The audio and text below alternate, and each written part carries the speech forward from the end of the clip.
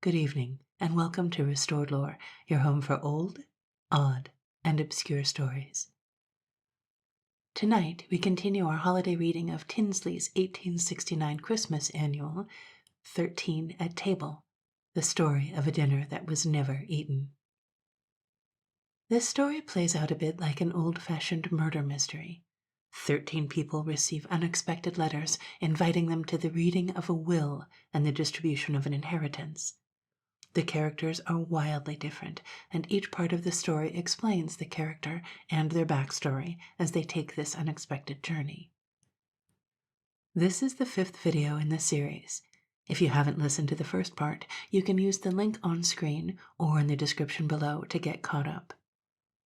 Because each section describes a different character, they don't have to be listened to in order, but the first video provides the context for what follows.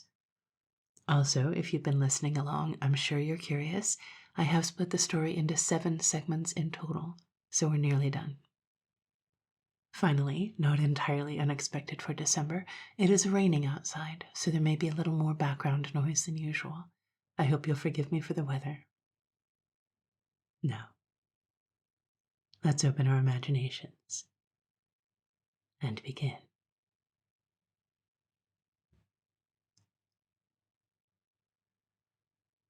Of a romantic young person who fell among brigands.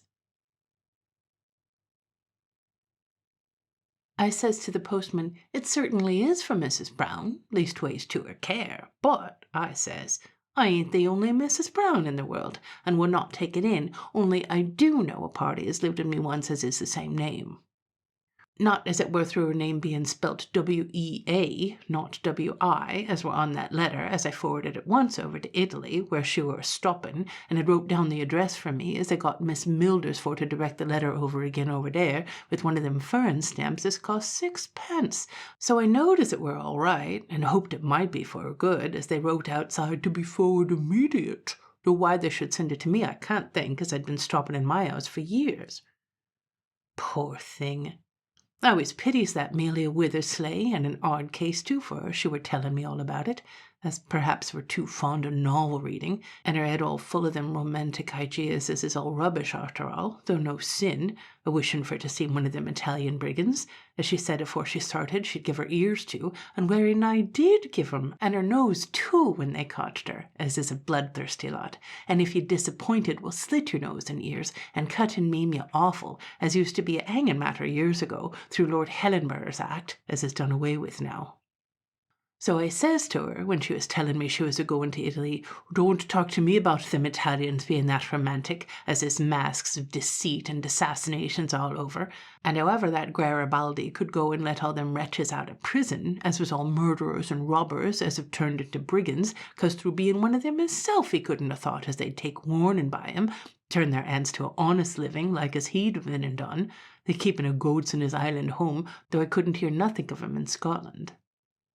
But the idea of them villains not only a robbing you of everything as you stand upright in, as the saying is, down to your weary toothbrush, dragging you out of your carriage head first in broad daylight, though in general twilight, for to take you up a mountain and keep you there for years, demanding a ransom for you, just the same as if you was a king took in battle, as they used to be in old times, when that there Black Prince behaved that noble to that there King of France, as he'd collared, waiting on him at supper, as is the way with all of them, first-rate waiters, as I seen him myself over in America. Pity that young prince didn't grow up to be a king. He would have, but for smallpox, cut him off in the flower's bloom, as the saying is, lays buried in Redriff churchyard, warning to all young princes, as was that pious as in general a sign of never growing up, just the same as being clever, like Edward IV, as were smothered in the tower by his uncle, same as the babes in the wood, and Edward VIII, he died young too, as were amiable prince, I've heard say, and no issue. Not but what it's a bad plan for to teach young princes like that, make some of them take to wild ways like George VI for fear of dying young, as in course all young people has a dread on, though I'm sure there's old ones as don't think no more of death being at hand than if they was 19, and dresses like it too, as I can't bear to see myself, and that is what Melia Withersley will come to if she don't take care, as is art on 50 now, and talks and goes on as she weren't out of her teens, as the saying is. Not as it's any use her trying it with me, and so I told her that afternoon as she dropped in early, took a cup of tea with me, just afore her and Lady Goldthorpe started for Italy. For she come in all of a bustle and says to me, "Dear Mrs. Brown, I'm going to have my heart's desire at last." And I says, "Never at your time of life." For I know she'd been a-dying to get married ever since I knowed her, as were over 18 years, and she was full 30 then, and didn't try to make no concealment of her birth in them days, as she've been putting forward year after year ever since. She say, "Oh, Miss Brown, how can you?" with it hanging down her head. "Well," I says, "if you was to settle now with a steady widower, and no family as wanted looking arter, it might be a good thing for you, and a home of your own anyhow, as would be a respectable end." "Oh," she says, a-tossing her head, "I shouldn't think of such a thing. I'll marry for love or not at all." "Oh," I says, "indeed," wondering how she could ever be such a fool as to think anyone could be brought to love our old parchment carcass. She goes on to saying as she'd been very much annoyed by a party at staring at her on the bus, but it kept her whale down, and then she goes on to say as she were bidding adieu to them buses, as her and Lady Goldthorpe was off next week to Italy, as is the land of song. I says, "Oh, indeed," and I says, "it need be the land of something pleasant if you're a-going with that old catamaran, as is a mask of indigestion through having overate herself for years, to my certain knowledge, and a temper you dursn't look at without her work-box, or maybe the teapot, at your head." She says, "Well, she certainly are impertinent." I says, "If that's the French for brimstone, you've 'it it, for I'd know the old wiper for years, through being first cousin to Lady Whittles, as I lived along with ever so long when Lady Mayoress, and her in them days was Miss Mushet, as were a fancy old maid, regular on the list, constant at the mansion house, as I've had to undo her myself at scores of times after dinner, as would devour turtle by the quart, couldn't never resist Birch's black pudding, as always did used to come in with Lord Mayor's day. It was all through her being so much along with Lady Whittles, as Alderman Goldthorpe took a fancy to her, as were a widower herself, and only a daughter with the spine complaint, died afore he settled again, were as well, for she weren't no hangel in temper, and wouldn't have had 'appy home with her new ma, as would fly in them passions as I've knowed the back of her gown to give way sudden with a bang to her swelling with rage, all because disappointed of a new head of hair for the Easter ball at the mansion house. She'd a fine fortune of her own, or else nobody would have put up with her ways. And they do say as Alderman Goldthorpe turned Baptist for to get her, as belonged to that persuasion, and through her having been heard to say she never would marry anyone as wasn't of her own sex. So Adam baptized, over 50, don't seem natural to have a growed-up christening. They was married and knighted that wear same year, along with Sir Samuel Whittles, though the Prince of Wales a-cutting his first tooth when the Queen came to the city while they was both sheriffs. There was a deal of talk about him being knighted at first, as some did say he didn't deserve to be, through having robbed his employers, got off through marrying a widower one on 'em, as one of the Wesleyan persuasions, but always considered more rogue than fool. But what did he care as got 2 rich wives, and rode in his carriage, and of course only laughed in his sleeve at them honest men as been his fellow clerks, never got enough to live on for their pains.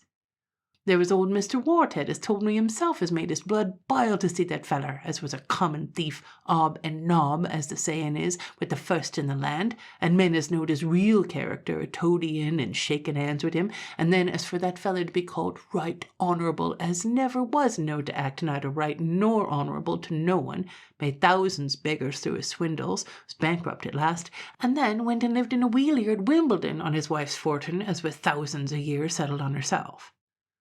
Not as being a knight has any great shakes, as we all knows, and some might think it's a disgrace to belong to 'em. Isn't all on 'em great swells when you comes back to 'em, and as to Italians, I consider some rubbish. And so I told Mealy Withersley, but she seemed all cock-a-oop, as the saying is, and the chance of her going over there, no doubt would be glad of a change, and must have had a nice life a living companion with Lady Goldthorpe, as left Wimbledon after her husband's death, through a finding it lonesome, took a mansion out at West End, and is quite the kick, and all the aristocracy a living out that way, along with Mr. Shoddy, the big tailor, and Mr. Ephraim, the diamond merchant, as was both errand boys at first. I never did see such mourning as that Lady Goldthorpe put on for him, as was downright mockery, for she couldn't bear the sight on him, and hadn't hardly spoke for years, and yet widder's crape up to her waist, with tons of bugles all over everythink. Nice life Melia had with her, what with her temper, and her dogs, with a brindled bull as would hang on when it bit her in washing it. Poor Amelia. Hers were a hard fate from the beginning, with a drunken mother and father and 2 brothers as was convicts, and I knowed all about 'em through living on our street, and never shall forget them young men being took under their mother's bed, as had both listed before that. I do think as that poor woman were drove to drink through misery, for the father wasn't no good, though a-going into the city every day and a-pretending to be a coal merchant. Downright ridiculous to hear Amelia talk of his having been a gentleman and kept 1,000 barges, as never owned not even a wherry, I've heard say, and sold coals on commissions, and died of delirious tremens 3 months arter he'd buried his wife, and took to fretting dreadful arter losing her youngest gal in the open cough, certainly were a pretty child, not the least like Amelia, as were the eldest, plain as a pikestaff, as the saying is. Poor thing, I always did pity her, she was such a hawful drudge at home, nearly cried her eyes out when her little sister died, and never had hardly a bit of shoe to her foot, nor yet a decent rag to her back till she was left alone in the world, as was when I took her in for 3 months, and she got a start in life, through going to wait upon a young lady as were invalid, as never left the Sophie, and stopped there over 12 year, and left her £20 a year out of gratitude, but regular spoilt her for hard work. Of course she couldn't get on with only that, with her head as is that full of fancies through a reading all manner, got a talking about a rich relation of her mother's as were going to adopt and marry her. Till at last I said to her one day, when she was talking a great deal of rubbish about him, "Don't you wait for him no longer. Take the first offer as you gets, and be thankful." I think that speech put her out a bit. I didn't see her for a good bit, till she came to tell me about her going over to Italy, and she says to me at parting, "If any letter should come from me, you must send it to me at once." And I says, "Wherever to? For Italy's a large place, I've heard say, as might be a long while getting a letter to." "Oh," she says, "post Reston will find anyone, but I'll write it down on a card, and mind as you copies it all correct." I says, "All right," never expecting as no letter would ever come for her. Off she goes, and never heard anything of her for months, till the letter come for her, and I sent it off post haste, as the saying is, the same thing no doubt as a post Reston over there.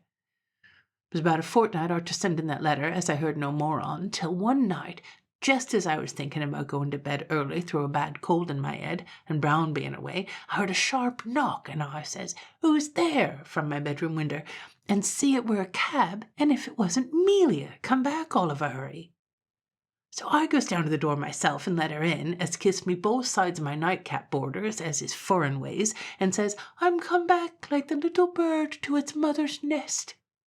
I says, "I wish as the little bird had told me you was a-comin', for the spare bed ain't ready, with all the crockery piled atop it, and the room all of an uproar, as the saying is. But," I says, "come in to the fire," as luckily I hadn't raked it out. So she pays the cab, and in she come, with no luggage to speak on.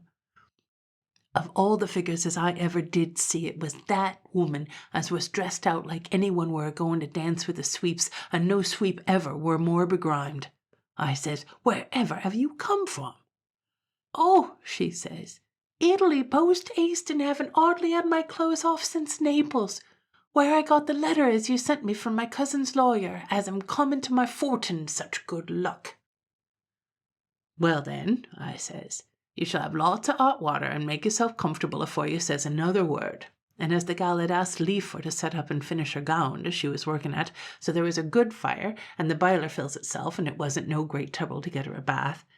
I'm sure as glad as I made her do it, for never did I hear such goings-on as she had to put up with, and all through them Italians is nothing better than common thieves, though, in course, it sounds grander for to be called brigands, as is the French for it, as I'm sure only means the same as Brigands in English.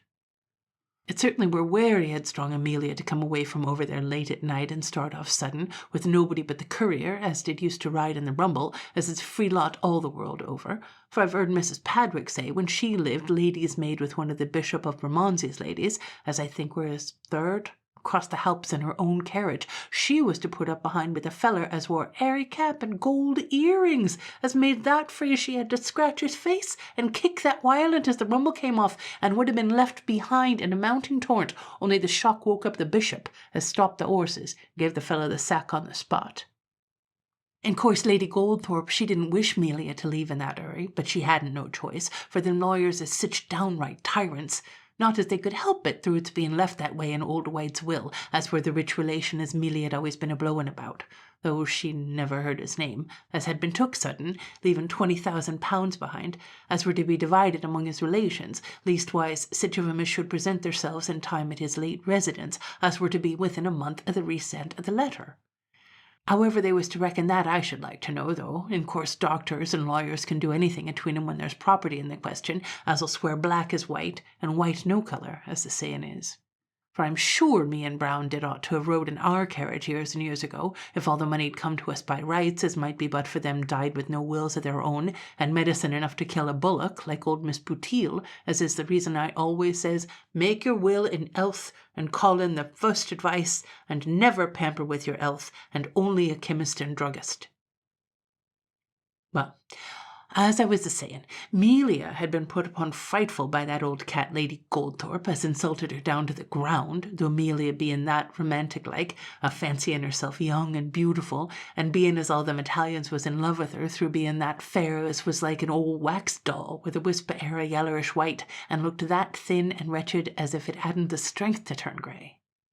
As to figure, poor thing, she hadn't no more than a cane chair, with feet a mile too long for her legs, and pickaxe-heeled. In course, as soon as she got the lawyer's letter, as were in the evening, she wanted to start off at once, and as there wasn't no railroad near they were a-stopping, and to get a ramshackle old carriage, as they called a weterener, and so it proved, a-letting the rain in all over, and that their courier said as he'd go along with her for to protect her again them brigands. Well, this put the old lady in a fury, and insinuated as it weren't correct for Melia to go alone with him, as was downright foolishness, and only nasty spite to think of anybody else a-minding it if the courier didn't. No sooner did Melia hear about Brigands being about than she was madder than ever to be off, for she told me herself that if there was a thing she longed to set eyes upon in this world, it were a real live brigand a-reclining on a rock. Lady Goldthorpe regular raved at her when she came to say goodbye, as been insulting of her gross ever since they started, going on about her parents, as Melia were wery foolish to say anything about, but would be always bragging about them being regular upper crust. I didn't never used to make her no answer when she come to that rubbish with me, for I knowed very well as her father were nothing but a fraudulent bankrupt, and her mother had been brought up to straw-plating business somewheres near St. Albans. But in course, whatever your parents may be, you don't like being insulted over 'em, 'cause we can't all be buried in Westminster Abbey. So when the old lady gave tongue that insulting to Melia, she turned round on her that wery evening in a riding habit and a green wail as she was going to travel in, and she says, "You're pleased to keep your remarks to yourself, Lady Goldthorpe, and not talk to me, as was always your superior in birth and education, and am now your equal in money." The old woman was took by surprise. She gave a scream, never expecting a worm to turn like that, and fell back on the sofy, and wery nigh squashed her pet dog as was laying behind her with her weight. And then if Melia didn't go on at her, telling her how her own father weren't no better than a common thief, as had made his money through insuring vessels he noticed they was wrecks, and as to your husband, she says, it's well known he might have been transported over and over again. The old woman had just strength for to shy the lamp at Melia as missed her and deluged the place in ile, and then went off in a fit, as Melia didn't wait to see her out in, but started on that weterener, as were a rickety old carriage with no winders, but leather curtains round it as wouldn't draw proper, and fowls had been a-roosting in it for months, and the rain a-coming down in torrently. That courier chap, he sat outside along with the coachman, as had handed Melia in, and quite polite, as she told me, a-kissing her, and a-calling her his beautiful blondlin her, as means anyone is fair over there, but how she could be such a fool as to think as any man could look at her without a shudder puzzles me. The road was awful bad, regular feather-bed lanes, as the saying is, with rucks that deep as kept a-sending Melia flying about as if she'd been in a dice-box, and pretty nigh knocked all her teeth out, as was screwed in with gold wires, with bruises as big as cheese-plates all over.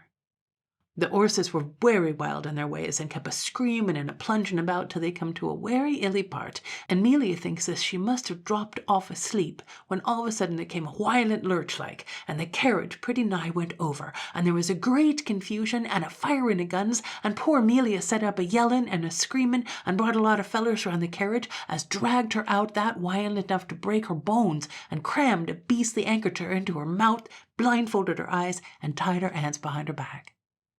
Poor Amelia, she says she was never so frightened in all her life, and yet didn't seem afraid, as was all her foolery, for she was that ideological to believe them fellers, if they was brigands, wouldn't hurt her, but must admire her.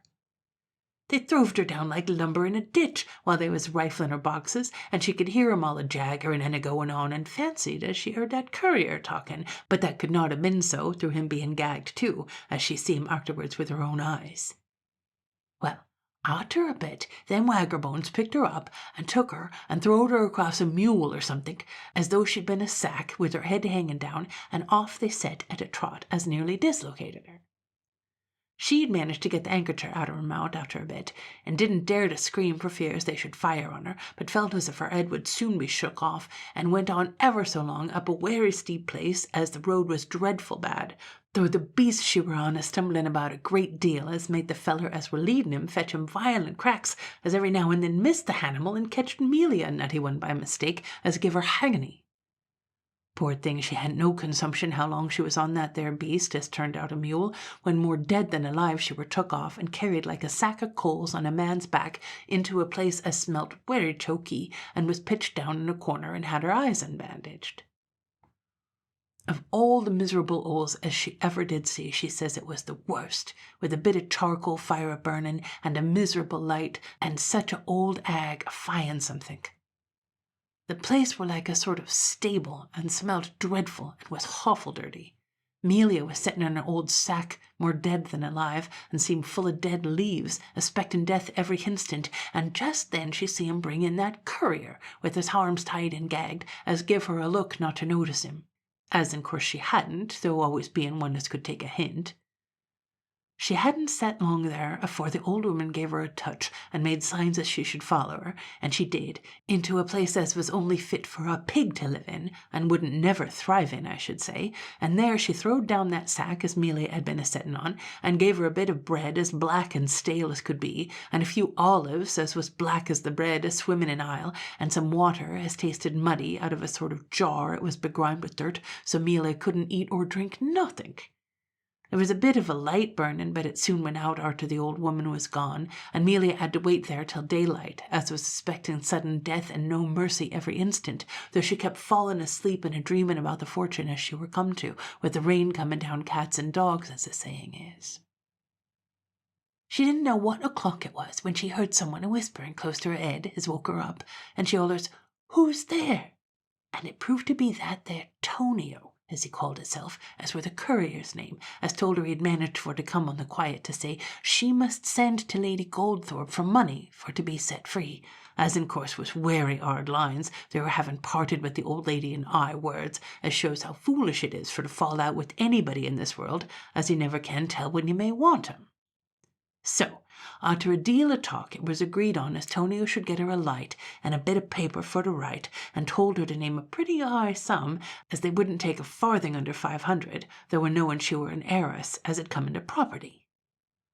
However they could have knowed it, no one could tell, though that there Tonio says as all the letters were opened at the post office, same as they do say was done once a time by one Rowling, as I've heard my dear mother speak on, as a wonderful preacher over by the New Cut, and said as in his sermon as his wife had a chest of drawers in her head, alluding to her bonnet, as shows he hadn't much in his head, in my opinion, and that's how he came to open the letters, perhaps.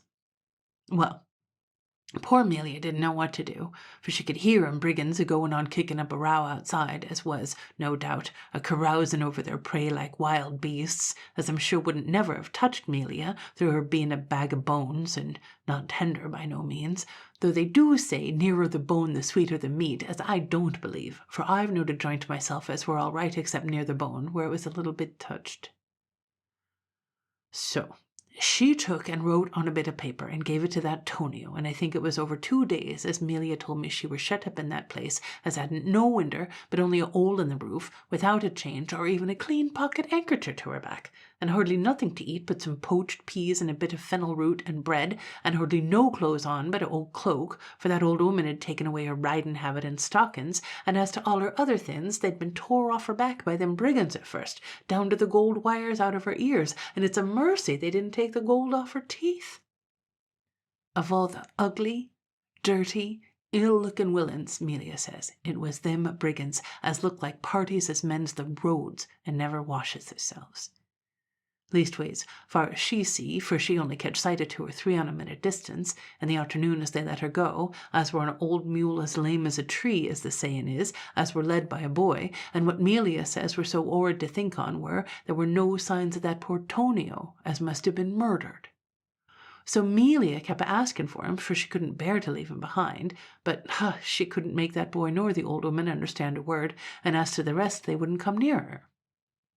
She didn't know what was going to happen to her after they'd started ever so long, till that boy stopped the mule with a jerk at his head and pulled Melia off, jumped on it hisself sudden, and went off quite brisk, leaving Melia alone, as showed that mule was as deceitful as the rest and could go when he liked. It was a lonesome sort of place where Melia was left, close agin a sort of horse trough, as was a blessing, for she could dip her face in it, but couldn't think what was to be the end on her as the daylight were a-closing, when she heard wheels, and up come in a carriage as it turns out was sent for her, with a party in it as spoke English, and told her that Lady Goldthorpe had paid £100 for her to be set free, and has been left on a stone by the roadside that very day, as they wasn't to touch it till she had started. So Melia had to go back to Lady Goldthorpe, as received her very cold, a saying with a sneer as she'd hoped she'd had enough of Brigands as she'd wanted to see so much. It's lucky as railways was found out in Italy, or Melia never could have got away, for the sea was a-biling over with storms, and certain death to anyone as ventured out in a boat, and even the railway was a good bit off, so she'd a long ride the next morning, and obligated for to borrow clothes off Lady Goldthorpe's maid, as could only spare her a change, and off she set, frightened out of her life all along the road, thinking everything were a bringing a lurking, and when she did get to the railway, if it wasn't gone, and had to wait 7 hours for the next, and so on a-travelling night and day up and down the Alps, as turned into a tunnel part of the way, but that full of smoke were pretty nigh suffocation, and that cold like icebergs all around you, and obligated to get out at one place and walk up to her knees in slush in the middle of the night, and got to Paris more dead than alive, and come on straight without a stopping, and was a-crossing from Calais as sick as a dog, as the saying is. And if the steamer wasn't run slap ashore at Dover, though the engineers are being drunk, and it's a mercy as they weren't all drownded, for the steamer turned over on his side, and Melia was only brought ashore through being lifted up by a itcher in her waistband, as it's a mercy it didn't give way, for it had been me, my weight would never have stood it in this world. I shall never forget the figure as she came to my door, as it's a wonder as any cabman would bring her, and I'm sure no hotel would have took her in, no luggage, only a paper parcel as were all a-breaking loose, as is just like that old Goldthorpe, as ain't no more a lady than I'm a buck-horse, as the saying is. I thought Melia would never have got to sleep after a good wash and a bit of supper, telling me all her sorrers, as made the time pass, as it were, just on 2 when I got into bed, and kept a-dreaming of them Brigands and all manner, as were no doubt through a taking a bit of supper along with Melia for company's sake, as had to be up in good time the next morning through its being the very day as she were bound to be at her cousin's house, or else too late for her share. Nice job I had to dress her up in my things, as it took pins by the paper for to make 'em fit, as is no more figure than a clothes prop, but looked wery genteel and slight mourning, as I'd had by me through being a grey gowned and a black mantilla, and a widow's bonnet as belonged to Brown's aunt, as I'd kept by me, and shows as how you didn't never ought to throw anything away, as you never can tell when it may come in handy. I do believe as that poor object Melia were pleased to wear that bonnet, for she says to me, a-smiling, "I shouldn't make such a bad widow, should I?"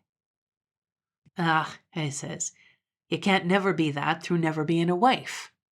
But, law, there's no telling what may happen now you've got money, for men are such villains and women such fools, like a fancy old maid as I heard tell on some years ago, as lived up in High Park way, as took and married her butler over 80, as pretty nigh drove her nevys and nieces mad, as tried to make her out a lunatic, but couldn't, for that butler he were wide awake enough, as were a common feller, though some of 'em in the neighbourhood as did used to eat the old woman's dinners, and said he was quite superior to his class, as I should say were parliamentary all over. So off she set, a-smiling and a-kissing her hand to me out of the cab winder, and I was glad to think as she were provided for, poor thing, and only hoped as no blackguard wouldn't get hold of her and rob her, as is wery often what happens to such as her, as is eat up with foolishness, and them lawyers always has their eyes on. In less than an hour she were back again, looking as blank as a idjit, and began rolling and crying as well she might, for it were all a mistake, and that letter were never intended for her, nor yet to my care, as it were the postman's fault, as he said he'd never heard tell of any Mrs. Brown but me. So poor Mealy had been made a regular fool on, as I must say served her partly right, through having been telling lies about her rich relation, as were all my eye, and a building castles in the hair, as the saying is, for she never had such a article belonging to her, and to write such a humble letter to Lady Goldthorpe, and got a buster back for an answer. For she wrote a saying how she longed for to fly back to her kind protectress, a saying as she'd been cruelly wronged, and were in the wide world alone. The old lady didn't write herself, as were much as she could do to sign her name, but her maid had wrote the letter, and gave it Mealy out, a saying it were rubbish about them Brigands, as were all a trick of that waggerbone of a courier. Says Mealy, I never will believe my Tonio false, as all that old Wixon's spite, as were always jealous of his admiring me. I says, for goodness sake, Mealy, give up that rubbish, or you'll make a worse fool of yourself than ever. But, I says, will the old woman have you back, and look over the £100? She says, no, she only sends me word as she won't press me for it, and as to my being in the world alone, she don't care where I am, so long as I don't come near her, as is brutal. Well, I says, then the best thing as you can do is to look out for a situation and give up all your tomfoolery, and then you'll be respected in your old age. Poor thing, she was weary down for a day or two, but was cheered up through hearing of a something through Mrs. Padwick, as were likely to suit her, in the companion line, as she wrote and told me she'd got, and with her little means will live comfortable the rest of her life, and never have no more thoughts of love, and Brigands, and Tonios, and Fortins, and all that rubbish as have turned many a head besides him.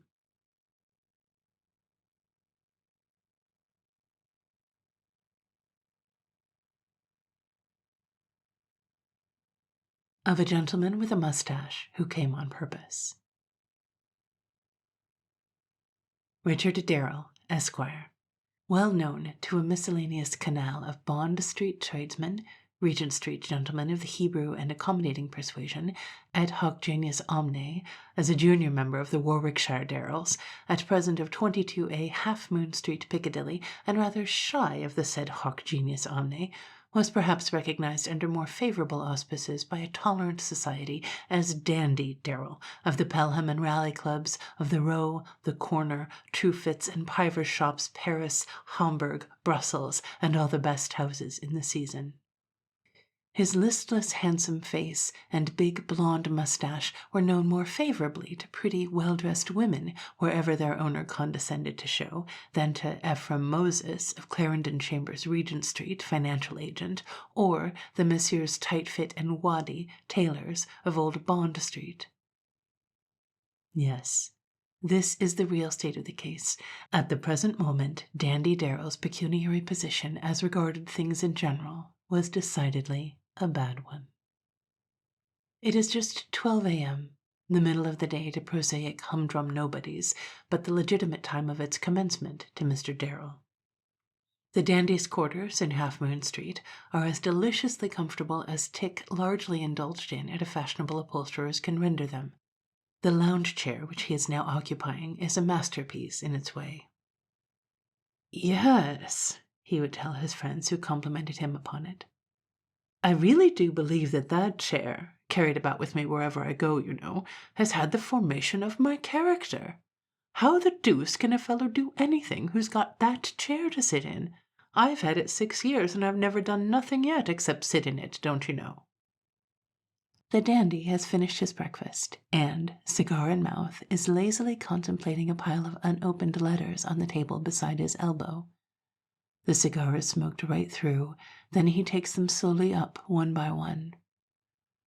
Tell you what it is, old fellow, he says. He has a curious habit of talking to himself, which he excuses by saying that it's much less trouble than talking to another fellow. Can leave off when you like, don't you see?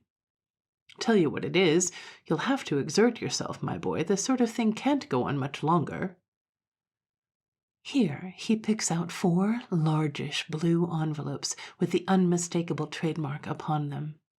Then he rings the bell. It is answered by a manservant whose face is only remarkable for its entire absence of any expression whatever. "He don't look it," Darrell would say, "but he knows a lot."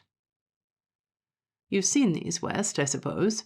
the dandy said, as the man came noiselessly up to the table. The valet took up the 4 blue envelopes and examined the writing without a word. "Only bills," he said laconically. "Then where's Moses's writ?" The man turned over the pile of letters and picked out a long pink envelope with an elaborate monogram and unmistakably feminine handwriting. "Here," he said, holding it up to the light. "Ah," said the dandy, looking at it approvingly. "That's clever now, old Ephraim. Didn't give him credit for that move. Quite sure, though?" "Certain. Worked the game onto Major Vane, took him in. It's only an accident, sir, as I knows it." "Good. Then just put it in another envelope as it is, and send it back to Mr. Moses with my compliments. Much obliged, West. That'll do." "It won't last, though," continued the dandy meditatively. "It can't, much longer. Really must make up my mind to do something. Here I am now, 26, not such a fool as I look. 5 years ago, came into just £3,000, spent it. Allowance from family 400, can't live under 8, consequences, tick. Then Jews, then here I am. Let's see now. The governor wants me to go in for the family living. Always kept, says the governor, for the younger son. I'm the younger son, consequence, family living. Not if I know it. Sermon writing, old women, visiting, tracts, tea, turnip fields. Mater says, army. Wonderful how fond women are of red cloth. Not if I know it, ditto. Parade at 7, country garrison, almost like parson in the turnip business. Perhaps, too, India, or worse, Jamaica, Canada, quite out of the betting. Household brigade very well in town, but can't afford that. Uncle James says, bar. Bosh, simple nonsense. But, upon my soul, I must do something. What's today? 23rd? Oh, next Wednesday's Christmas Day, and I haven't answered one of the Christmas letters yet. Good thought. Go and stop somewhere for Christmas time and see if something won't turn up there. I will. Let me see now. The paternal roof tree is deserted. Family wintering in Rome. That's no go. Mrs. Dunbar, Cherrywood Park. Old D has the wonderfulest claret, but can't stand Mrs. D. No, hanged if I can. No go again.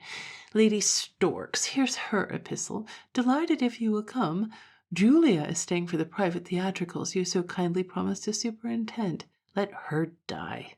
Can't stand Julia. All the Storks girls dome upon me, and there's no tin to speak of. Ha! From old Chuffy. Come and stop as long as you like, my boy, and I'll tell you some more of those stories, you know.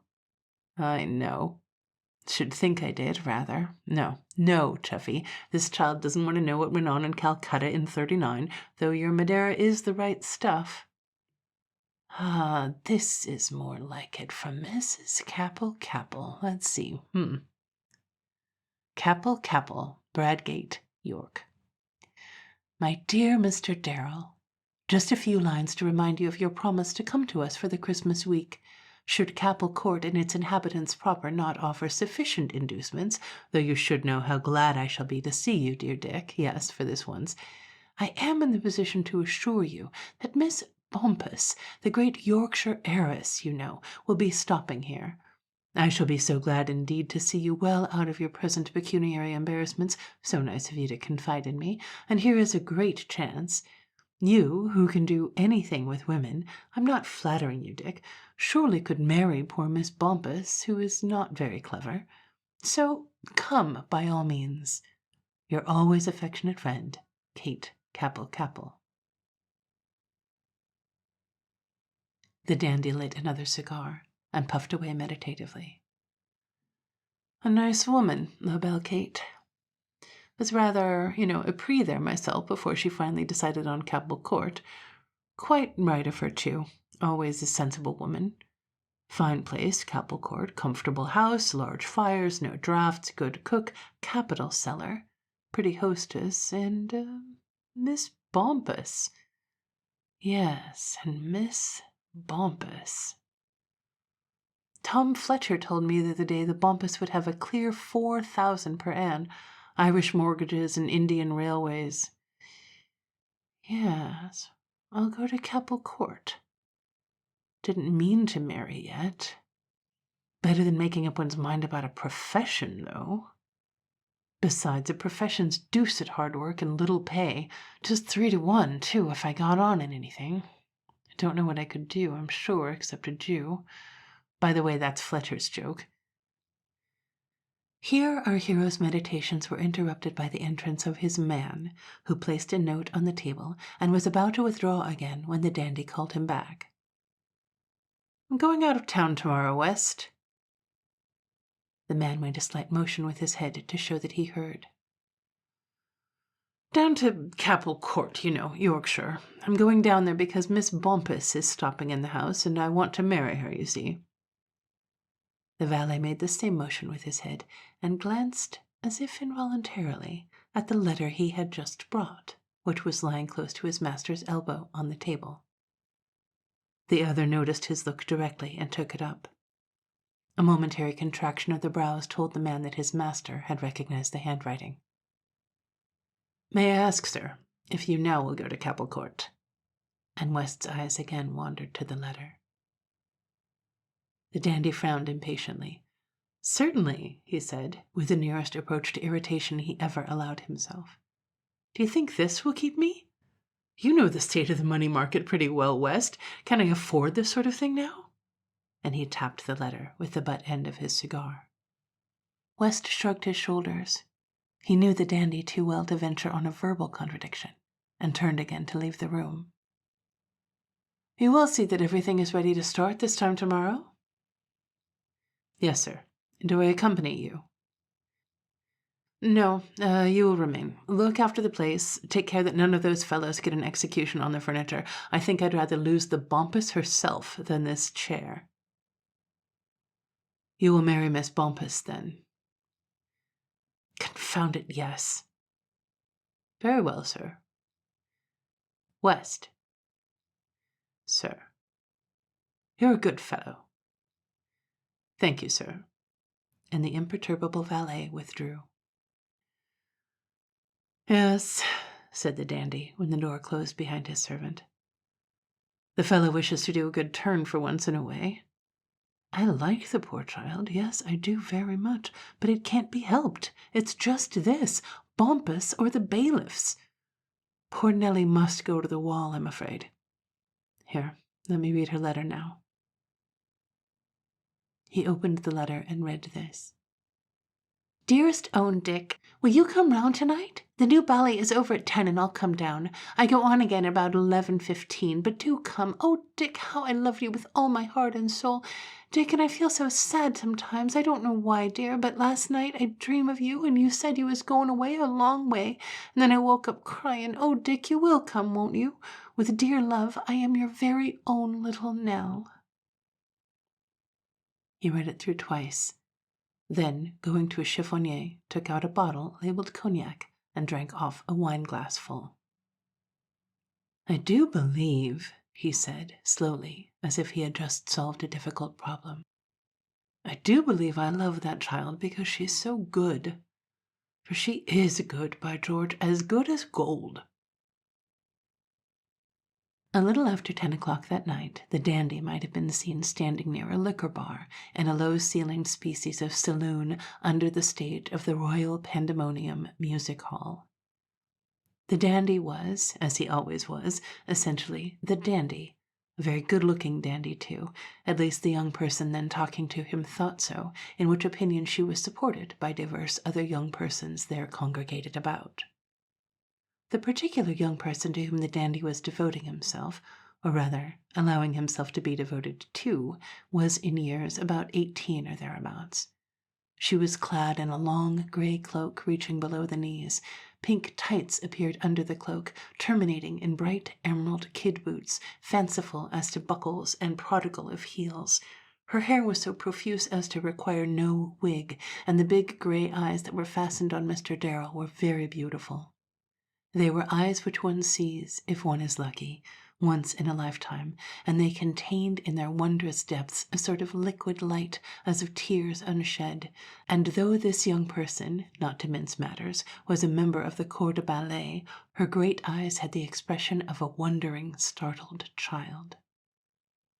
Presently a bell rings. The young lady in the grey cloak puts out a tiny, well-shaped hand to Mr. Darrell, who says, "Then good-bye, Nellie." The light in the girl's eyes becomes very bright, and you could imagine it taking the form and semblance of tears. But if they are such, they keep their place bravely, and she trips off without a word to her duties as a young man of the period ton Queen Elizabeth. In another 5 minutes she is dancing briskly round a maypole, with the limelight full on her, and, of course, in a state of happiness befitting the circumstances. The dandy, lounging quietly out of the building some 10 minutes afterwards, comes face to face with his man West, imperturbable as usual. "Moses's men are here, sir," said the valet quietly. "Saw him not 3 minutes ago. Cab," he called out quickly. "Here they are, sir. Make a bolt for it." No sooner said than done. As 2 men came hurriedly out of a doorway, the dandy sprang into a hansom which had just pulled up at the curb. The driver saw the state of affairs at a glance and went off at a furious gallop, the men who had hailed and entered another cab following. The dandy had barely time to enter and close his street door before the pursuing cab pulled up. West, coming quietly in some 10 minutes afterwards, found his master lounging in his favourite chair as unconcernedly as though such personages as sheriff's officers did not exist for him. The dandy's arrangements for leaving town the following day were frustrated. Moses's men kept such diligent watch that escape with safety from Half Moon Street was an impossibility. Christmas Day came and went, the siege at number 22A being maintained with unremitting vigilance. Ephraim Moses had been greatly exasperated at the failure of his pink envelope ruse, and had vowed, with much bad language, to have the dandy or he'd know the reason why. Many were the cunning traps and insidious devices Moses's men employed to entice the besieged one from his lair, but with no success. Both master and man knew tricks quite equal to those of the enemy. More than 3 weeks passed away, and the dandy was still at Half Moon Street, unable to make an escape. He had written time after time to Capel Court excusing his going there, and not only was he getting thoroughly sick of the confinement to his lodgings, but the principal inducement at Capel Court would be withdrawn. In another week or so Miss Bumpus would be leaving. What was to be done? Miss B was now his only hope of redemption. More creditors came swooping down upon him every day. Half Moon Street was patrolled by seedy-looking men with wonderful powers of vision and tenacity of purpose. At this juncture, the young person from the royal pandemonium came to his relief. One morning, West brought his master this epistle. "Dear Dick, I have thought of a capital plan, which is this. You know Fanny Wilmot in the front row with the new ballet? You know she's very tall and plays young men always. Now why not let her come with me to your place with a suit of her clothes and a bag? You put them on, and her wig you must shave your moustache off, and then go out with me in a cab. If you think this will do, we will come day after tomorrow." Mr. Darrell, after some reflection, principally with reference to the blonde moustache, thought it would do. 3 evenings after the receipt of the above letter, 2 young ladies, with that je ne sais quoi air about them that always denotes the profession, knocked at the door of 22A Half Moon Street, and were admitted by Mr. Darrell's factotum. An hour later, the same 2 ladies, to all appearance, came out again. The taller of the 2, however, who was arrayed in a plain stuff, a velveteen jacket, a piquant pork pie with a white feather, and displayed a profusion of long flaxen ringlets, was our friend the dandy. whilst the young gentleman who lazily twirled a blonde moustache as he presented himself to the gaze of diverse sheriff's officers from the first-floor windows was Miss Fanny Wilmot of the Royal Pandemonium, now absent from that establishment under the plea of a severe bronchial affection. On the evening of the 29th of January, more than 4 weeks after he'd made up his mind to go down to Capel Court in the hope of something turning up there, the dandy found himself in a first class at Euston Square, at last actually about to start. A bitterly cold night it was, but he was well wrapped up, and as the train cleared slowly out of the station, was congratulating himself on the way he had done the bailiffs. They must quite have lost sight of him by this time. Poor Nellie, though, what a good child she was. Hi-ho. Well, he couldn't really afford it, unless indeed something turned up. Then 10 to 1 the something would sure to turn up. Wrong way. Bumpus or something. He'd have to go in for a serious. Well, it was kismet, but he wished it wasn't quite so deuced cold. It was snowing hard all the night, and when the dandy reached his destination at 10 the following morning, he was feeling about as thoroughly uncomfortable as anyone well could. The large fire burning cheerfully in his room, and the intelligence that the Bumpus was still stopping in the house, however, went some way to console him. He was thawing himself at the fire, and becoming generally of a more genial frame of mind as visions of a good breakfast and the Bumpus rose before him, when a knock came at the door, and a man brought in a large yellow letter. The dandy saw at once that it was a telegram. It came, the man said, just after Mr. Darrell himself arrived. John West, 22A, Half Moon Street, Piccadilly, to Richard Darrell, Capel Court, Broadgate, Yorkshire. A letter has just come for you, which I opened according to your instructions. It is from Joseph Badger of Taffy's Inn, solicitor, stating that your mother's half-brother, Isaac White, of Low Tide Street, Riverside, West Strand, is dead, and that you must attend personally tomorrow, the 31st instant. Pleasant this, said the dandy. Just got here, more dead than alive, expected to go back again by return of post, eh? What, leave old Capel's famous game pie after 10 hours of rail, snow, and nothing to eat? Also, the Bumpus? Don't you believe it? The station was only a short mile from Capel Court, and he sent back a telegram at once. Richard Darrell, Capel Court, to John West, 22A, Half Moon Street, Piccadilly, London. Must I really come? Before the dandy had finished an elaborate breakfast, during which he had already made good running with the Bumpus, also the game pie, he received an answer. Yes. No help for it now, he said to his hostess. Know my man West so well, don't you see? When he says must, he means must.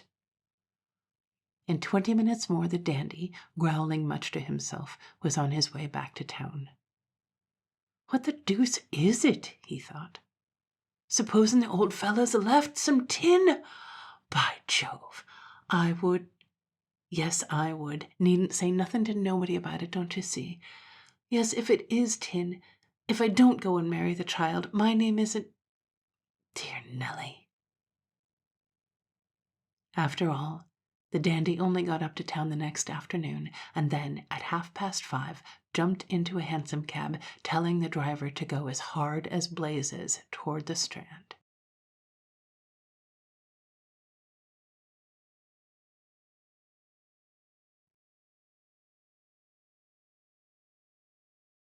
So in the first story, and I'm hoping you really forgive my terrible accent, it was written in a very strong Cockney that was very difficult for me to try to replicate. How terrible for Amelia to think she's going to be rich and to say all that stuff to Lady Goldthorpe, only to have it be a mistake and not intended for her at all. Oh, I'd be so disappointed. And the courier, Antonio, he was in on it, right?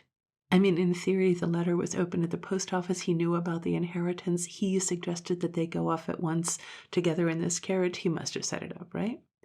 Do you think he was flirting with her as a means to an end? I really like, I wish I could have done the Cockney better. I really like the character of the narrator of that story. I like her tangents. I like how kind of sharp and mean she is to everybody. She's really funny. And that whole bit about like all the good princes die young, and so all the wicked princes are wicked because they don't want to die young. It's very charming. So the second story has this kind of Jeeves and Wooster vibe to it.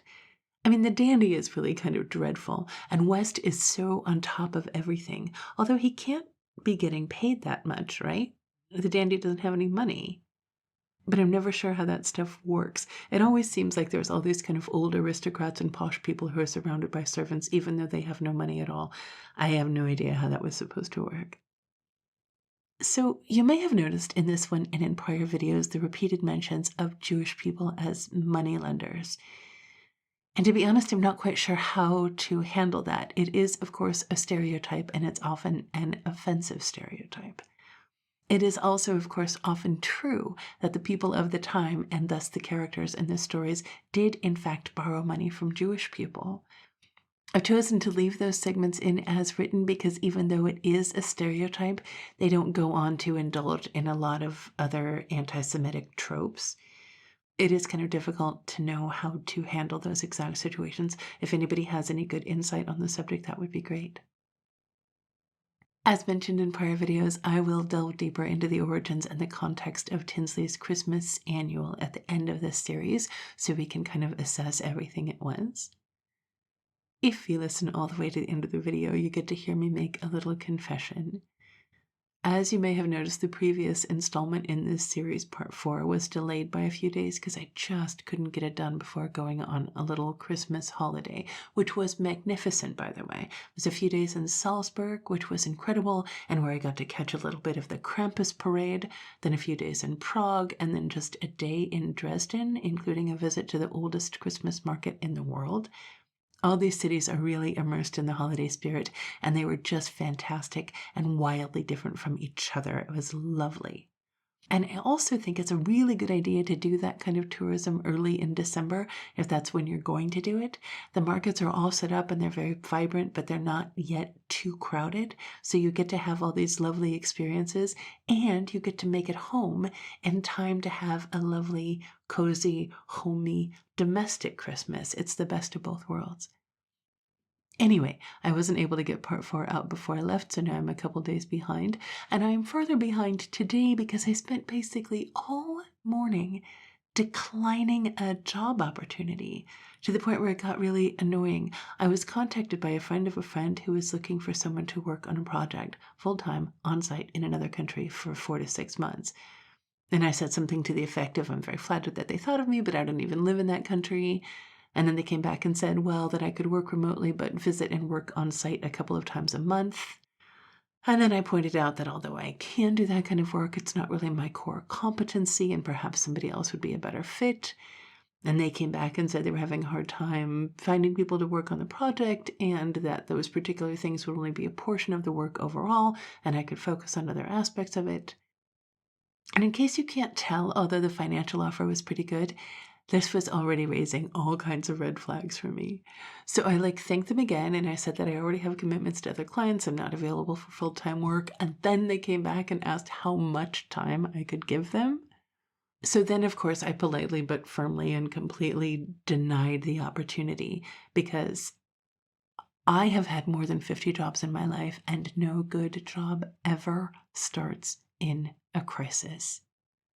And I mean, I used to fall for that because it kind of appeals to my savior complex. And I thought that I could fix everything, and wouldn't it be great? And the money is always so good. But then the jobs were always terrible and really, really bad for me, physically, mentally, emotionally. And then if you do take the job and you manage to solve all those problems and you weather the crisis and things start to calm down and get more normal, they let you go because you are so expensive and now a less skilled person can do the job. So over time you end up with a whole career that is just defined by company-created emergencies, and you're never really doing the work you want to do, and you're never having a good time. And I'm not doing that anymore. I'd rather be broke and have control of my life. But of course, I can't say all that to the friend of a friend, so I'm saying it here to you.